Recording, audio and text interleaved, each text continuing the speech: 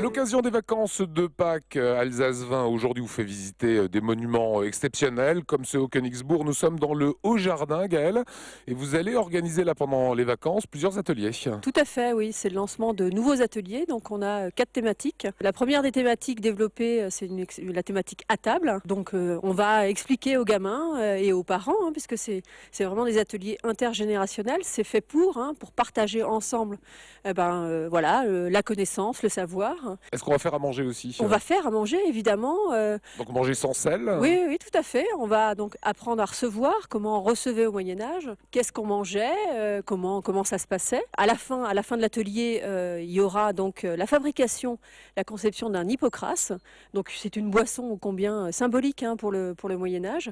Et ça, bon, ce sera vraiment là pour le coup interactif. Les parents, les enfants, les animateurs vont pouvoir fabriquer eux-mêmes cette boisson symbolique de l'époque du Moyen-Âge. Donc l'hippocras, cette boisson qu'on buvait au Moyen-Âge, une cuisine sans sel.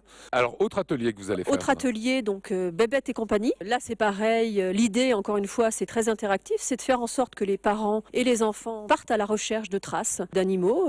L'objectif étant de faire comprendre aux acteurs de ces ateliers que les animaux se mangent, certes, mais qu'ils représentent aussi des figures symboliques, notamment au Moyen-Âge, qu'ils servaient aussi de moyen de locomotion. Enfin bref, pourquoi pas animal de compagnie. Bon, c'est plus le cas là aujourd'hui, mais c'était déjà le cas au Moyen-Âge. Ça, ce sont les 4 ateliers, vous m'en avez cité 2. On a donc un autre atelier qui s'appelle D'un château à l'autre. Là, l'objectif, c'est de visiter une ruine. Enfin, c'est très riche en enseignements, encore une fois, pour les parents et pour les enfants.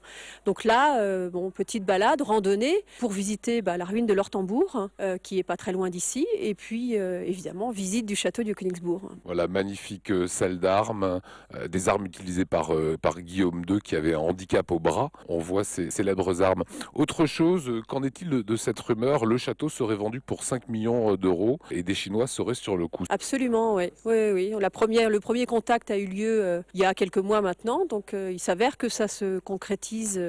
En tout cas, les négociations avancent. Donc, le Conseil général se défend, évidemment, puisque quand même, il en est propriétaire depuis le 1er janvier 2007. Après, évidemment, quelques années de recherche, de sollicitation auprès de l'État. Donc, voilà.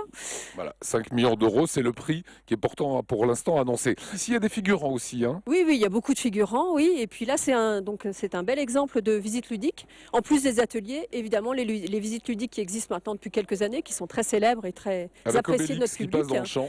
Continuent encore et toujours, évidemment, toute l'année et encore, évidemment, pendant les vacances scolaires. Voilà, merci beaucoup Gaëlle pour toutes ces informations.